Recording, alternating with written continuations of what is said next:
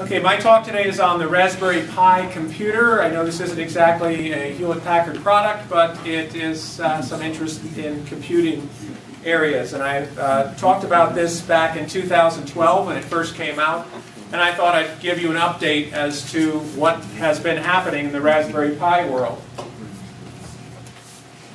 And that doesn't work. Okay. Guess I'll have to come over here to do sorry? This dongle is has to be good. Oh, the dongle is still in Richard's no, moved it. computer? Okay. In 2012, the first Raspberry Pi came out. It was there were two actually that came out on February 29th, 2012. Both were based on the Broadcom 2835 system on a chip. And they ran at 700 megahertz with 256 megabytes of RAM in the initial versions.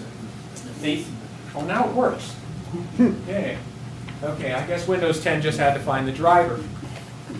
So the early versions had on them a HDMI port. We had a camera, a output for display, which wasn't initially used, power, a 26-pin interface. We had an output for video here, and there is a pointer in there. Okay, okay, there we go. Thanks. I couldn't get that to work. Okay, high tech, you know. So this was the sound output, and we had a single. In Model A, it had a single USB port. The Model B initially had the same set of components with the HDMI and video here, but it had two USB ports and an Ethernet port. Between the two, the first one was $25 for the Model A, and the Model B was $35 when it initially came out. Question? On the HDMI port, as I remember, isn't there audio on that as well? There is audio on HDMI as well, yes. They've had audio on HDMI since it first came out. Other things you could connect, they came out with a whole line of hat boards, which were hardware attached on top. You could also use the GPIO pins to hook just about anything onto the Raspberry Pi, such as sensors, displays, buttons, lights, all sorts of relays, hardware, anything you could imagine hooked to that. Oops, wrong way.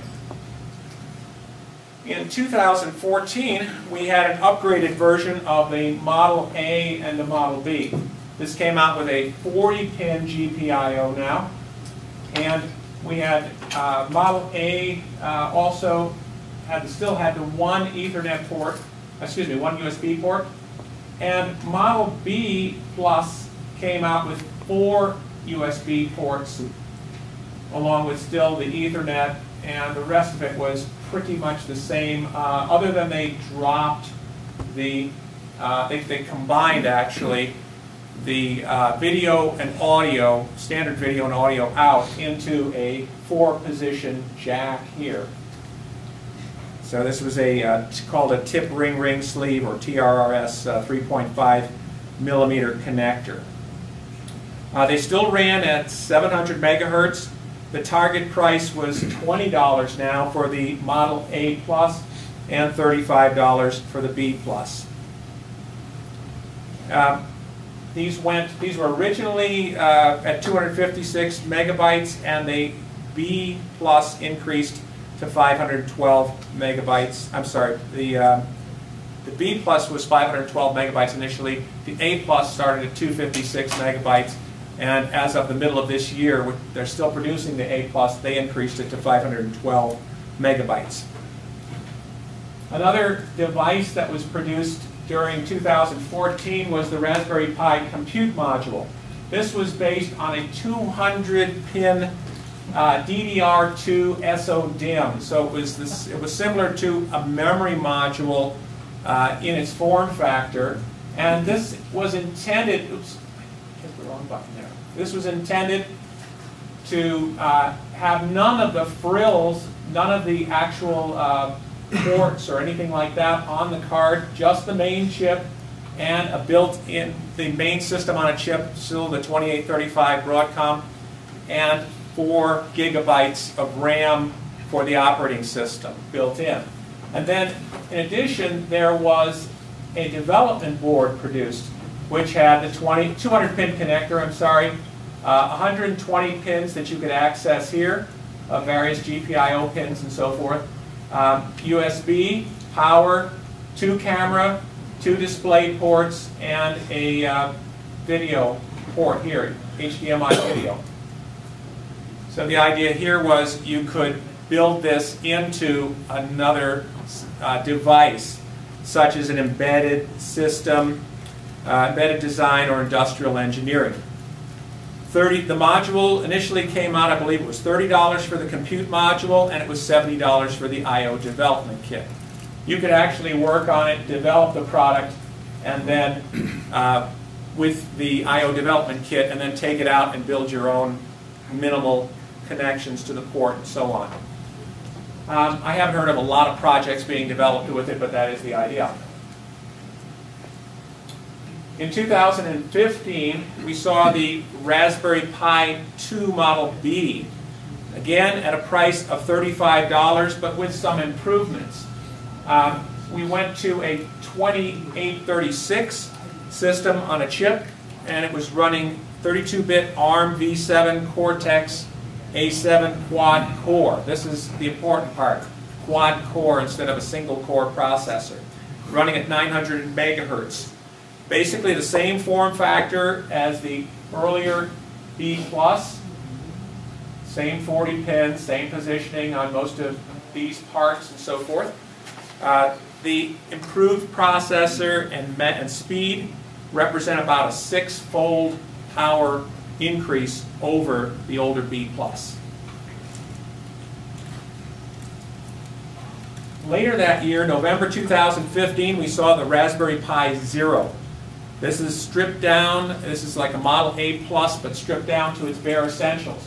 You note here that it only has, a mini HDMI slot.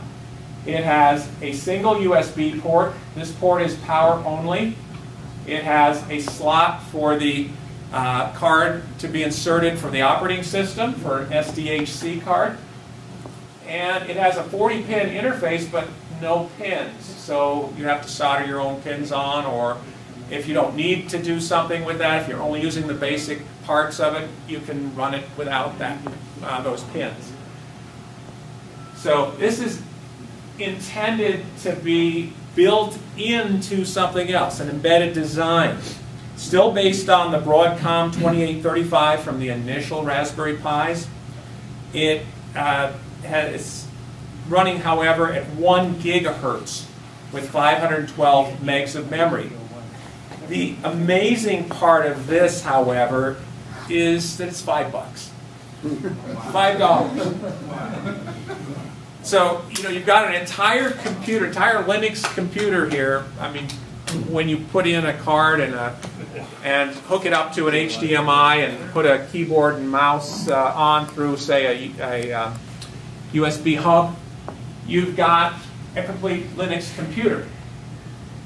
Now the version, they came up also a little later with a version 1.3, and they added an embedded camera slot.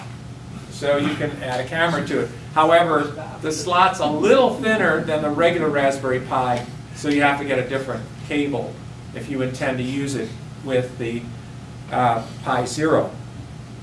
So at $5, this makes it almost a disposable commodity. You know, so if you should go wrong and blow it up or something like that, you go to the store and get another one. You know, or buy a few and keep them for spares or whatever.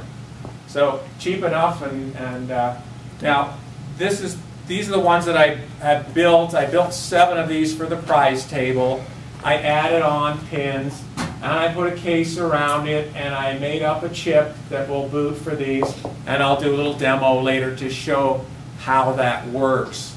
Okay, so there's 7 up on the prize table, which basically you can plug into your USB port on your computer and go. So they're ready to go. A later version of the Pi. The most recent one is the Raspberry Pi 3 Model B, again with quad core, but now they're using a Broadcom 2837 system on a chip running at 1.2 gigahertz. And it also contains down here, they moved the lights for this, Bluetooth 4.1 and Wi-Fi built in. Still at $35. Wow. So we're getting a lot of computer for the money these days. So during the past 4.5 years, we've had entire cottage industries that have sprung up to support the Raspberry Pi. This is an example of one of the tools they have. I didn't bring this one with me because I wanted to kind of travel light. But this is a 7-inch display that is a touch screen display. It makes for a complete, you put the Raspberry Pi on the bow, you've got it. Okay, well there you go. I guess I'll hold this one up then. Can I? Yeah. Okay. Sure. Jim has the Raspberry Pi 3, or is it 3? It's 2. 2, okay. Built in to the 7-inch display. Okay, and on the back, if we turn it around, you'll see that it has the Raspberry Pi hooked up here, and then underneath it is a driver board for this display, and it's got a little stand attached and everything, and it powers from the same basic 5-volt power supply. And it's touchscreen also? Yep. Okay, so you can Yeah, I don't think I've got any start it. touch set up for that display. Yeah. And I have one of these at home, and again, it's just touch, touch it, move it around, so forth. It's just like a touch display for a Windows computer. Some of the development, another piece. Here's the Raspberry Pi cameras that have come out. The Raspberry Pi camera, the regular version, is illustrated on the left-hand side. The original version, this is now in the second version, the original version was 5 megapixels. This version is 8 megapixels. On the right-hand side is the similar-looking Raspberry Pi Noir, N-O-I-R, or I-R being infrared. So it's... Or no infrared. Yes, no infrared, right. Okay, it's intended to be used in the dark or for scanning for heat or whatever infrared use. Have you tried it yet? I have not tried the infrared, but I have the regular camera, the older version of the regular camera at 5 megapixels, and this one's 8 megapixels. And these are $25 or so. Question, Jim? Oh, I do know a machinist that has used the Noir version to monitor tool heat Okay, during a cut on a milling machine. cool. Says it works pretty well. Great. As I say, I haven't tried it, but I'm glad for the positive report. Another product I found fairly useful is the Sense Hat. I've showed this to a number of people. The Raspberry Pi Sense Hat has a built-in 8x8 RGB display. It's got a 5-position joystick. It's got sensors on it for barometric pressure, temperature, humidity, accelerometer, magnetometer. So it's checking this. It's checking for just about everything you can imagine: gyroscope, accelerator, magnetometer, and so forth. It's checking for all these values. You have to calibrate it a little bit, so it does take a little bit of work. I've used this for the RGB display. Even at that, it's one of the cheapest on the market at $30. So it's a nice, very nice display. And it fits right on top of the Pi, as you see it here. It fits using the 40-pin GPIO connector, which is what's talking to the Pi and the Sense Hat board. It's very easy to program. There's a Python library that now comes with the current release of software from hpcalc.org. You can download it, and it will.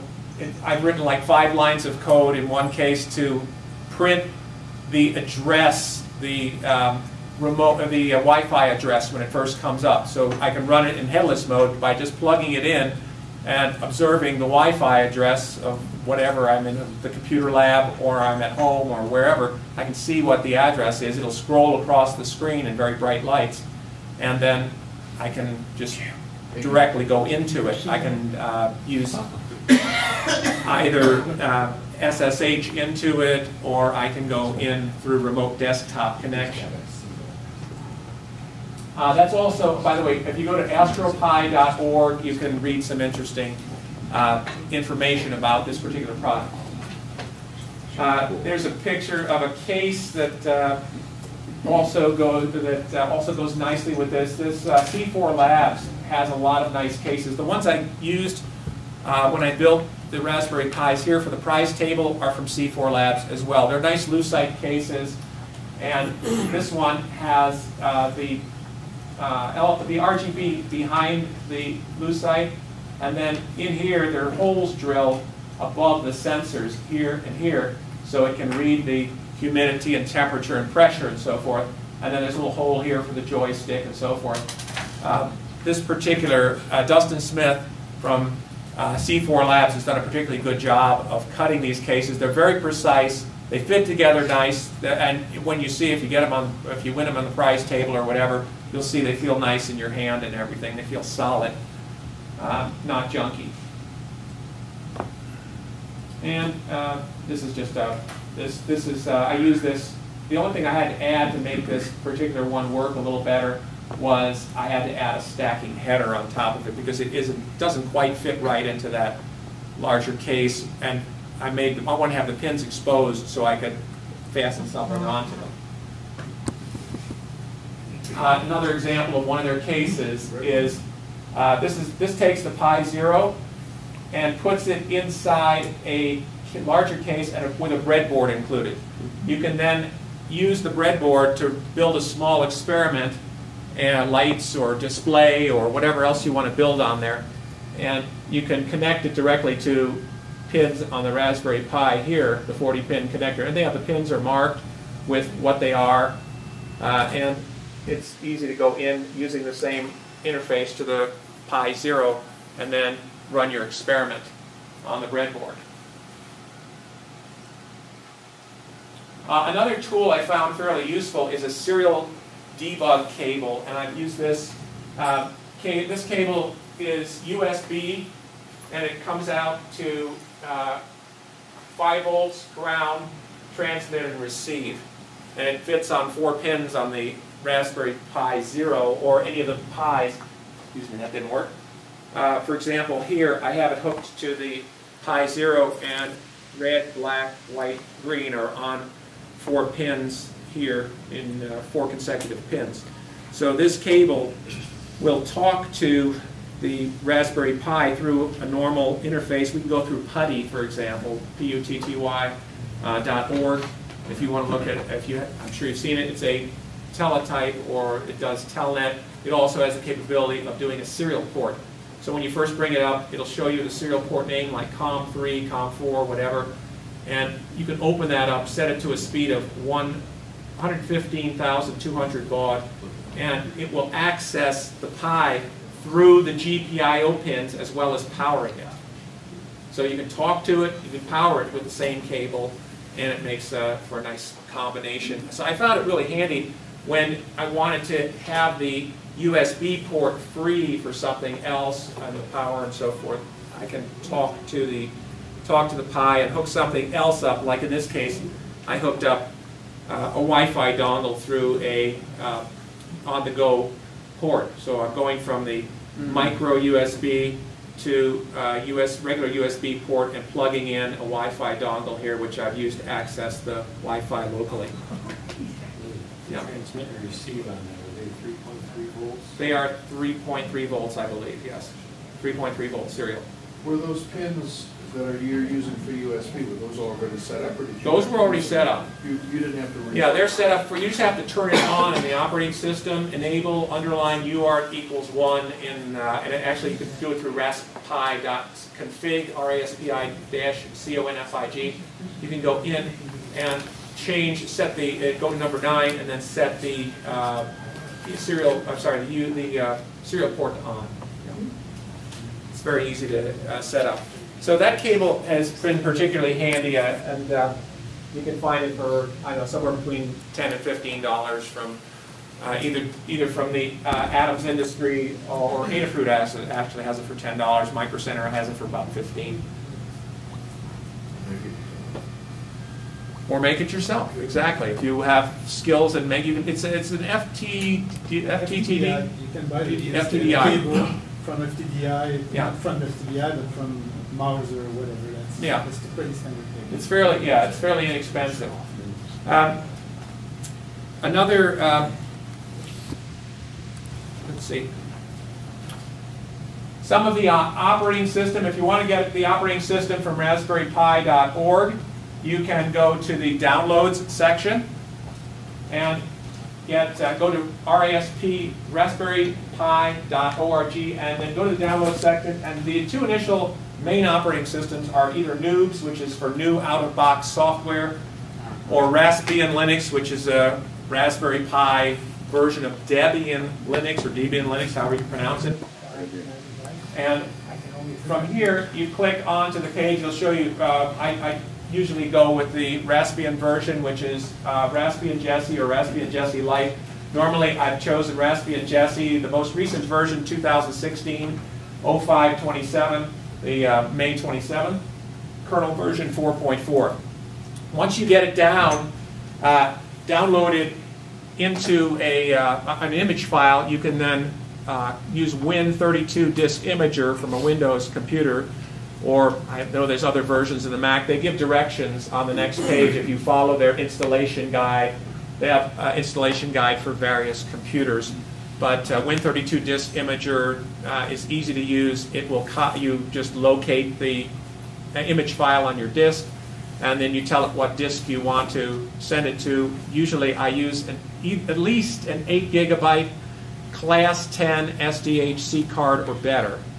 16 gigabytes gives you a little extra space, but 4 is too small now.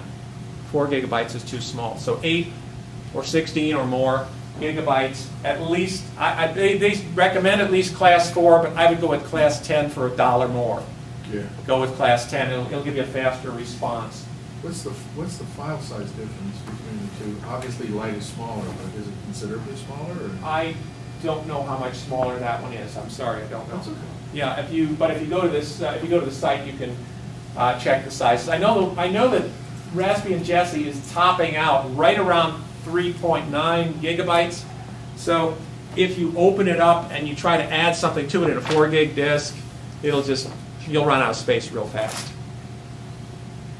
Normally when you boot them up, by the way, it used to be you'd have to go through raspi.config and tell it to expand and fill up, use all the available memory, expand the partition. Now it does that automatically on the first boot. So people who don't think about it and start adding stuff, adding software and making changes, and all of a sudden it goes, I ran out of space, and I forgot to expand the disk. So you only have a little bit of space on the original image so they can pack it down as much as possible. But anyway, it does it for you automatically. Raspi.config then can be used to do things like internationalization options, setting your keyboard, setting your time zone, setting the country, Wi-Fi country, and so forth.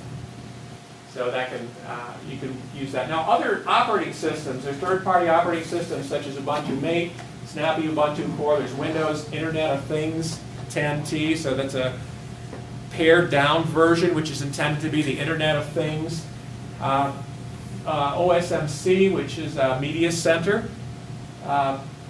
Connect RISC OS, which is supposed to be for getting down into the innards of the reduced instruction set computer, which is the basis for all of these systems on a chip.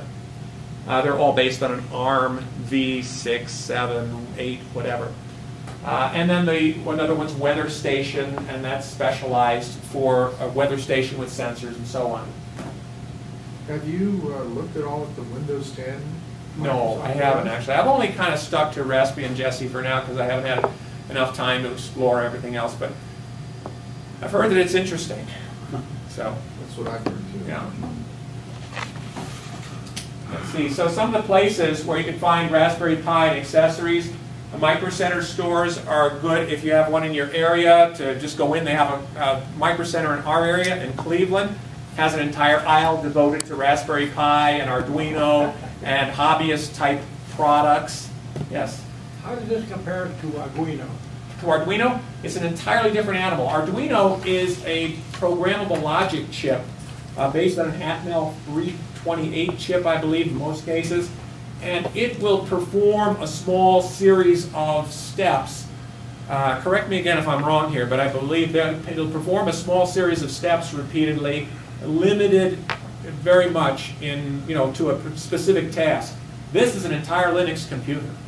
Well, in terms of sales and popularity, how would they compare? Oh, I don't know. I can tell you, they just put out the 10 millionth Raspberry Pi, according to the Pi site. If you go on there, they have a picture of a teddy bear and laying on some pies, and it says, "We just produced the 10 millionth Pi."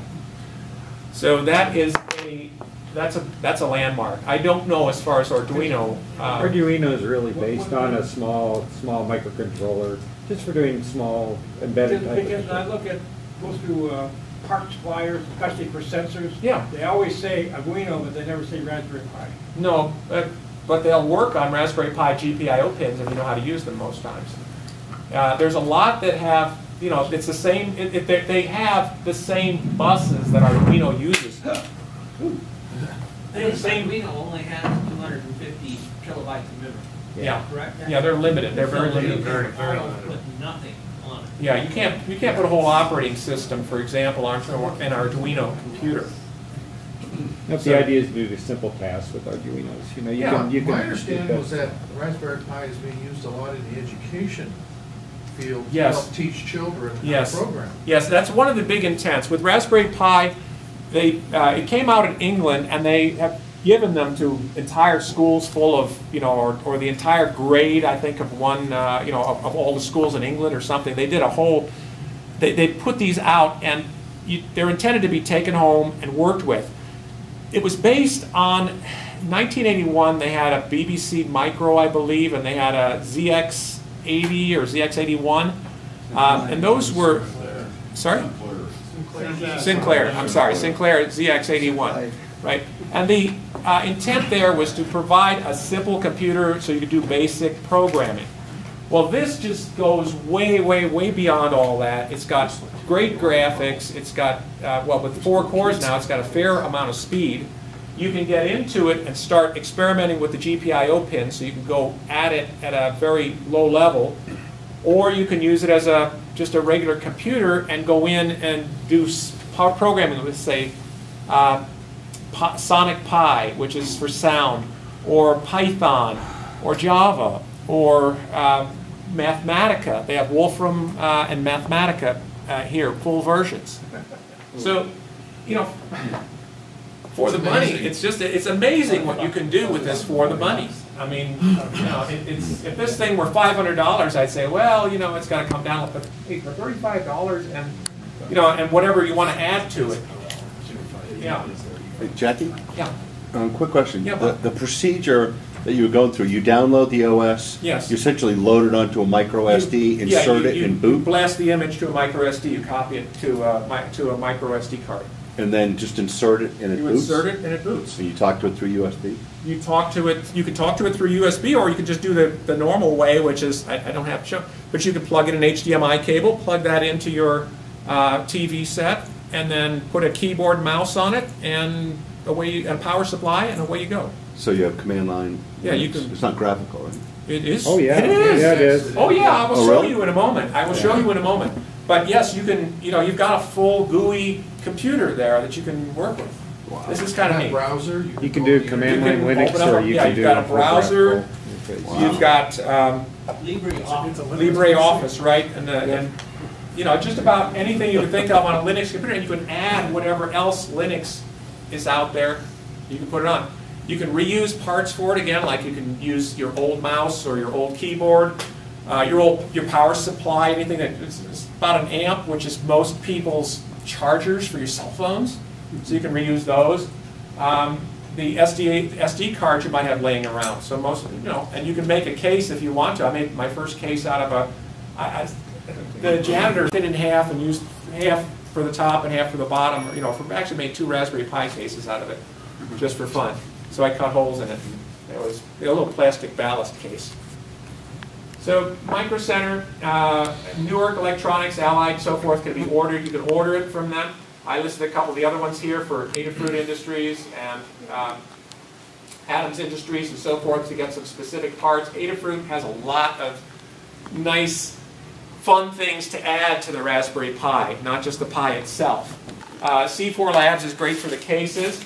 And if you're in the UK, Jeremy and others, if you're in the UK, Raspberry Pi Foundation lives there.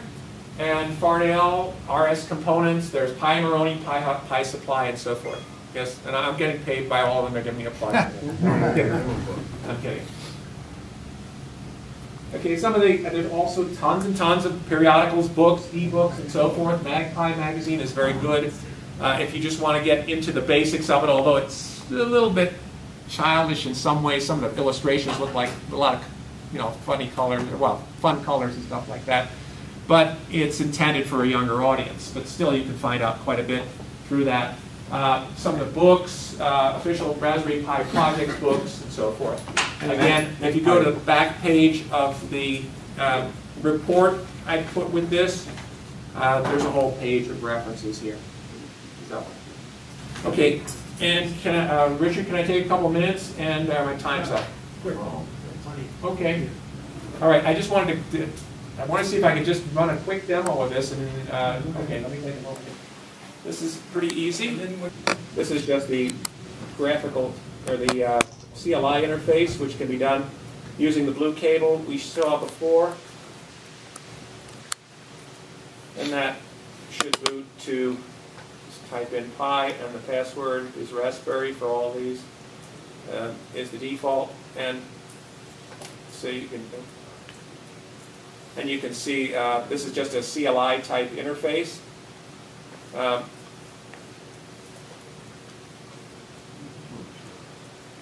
Okay, and as I shut it down, the other cable I have with it, some of the Pis I have the blue cable, other ones have just a standard. This is a simple I/O cable, USB regular to USB micro.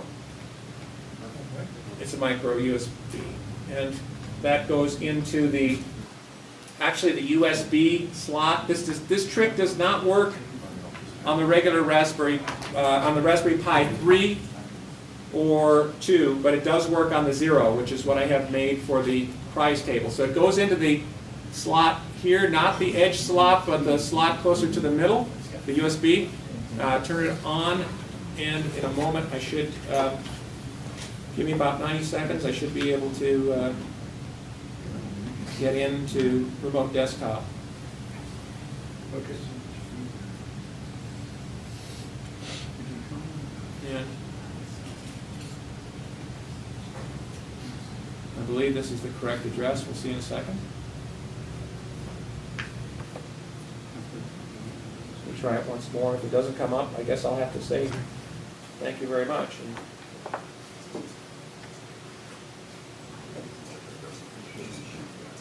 Yes, there we go. Okay, and you type in Pi, and you go to the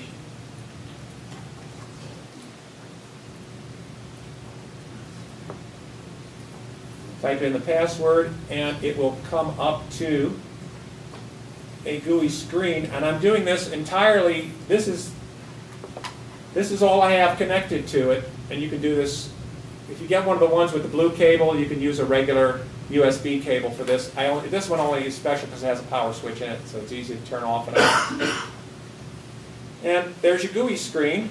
And if you go to the menu, you'll see that there's programming, LibreOffice, Internet. We could connect to a web browser from here, for example. Games, accessories, preferences, and shutdown. Okay, so this, and over here you can do Bluetooth if you have Bluetooth capability. It gives the address of the device and volume and so forth for sound over HDMI. and it gives a little reading here for the amount of CPU that's being used. Okay, thank you very much. I'll turn it back over to Richard. Any questions?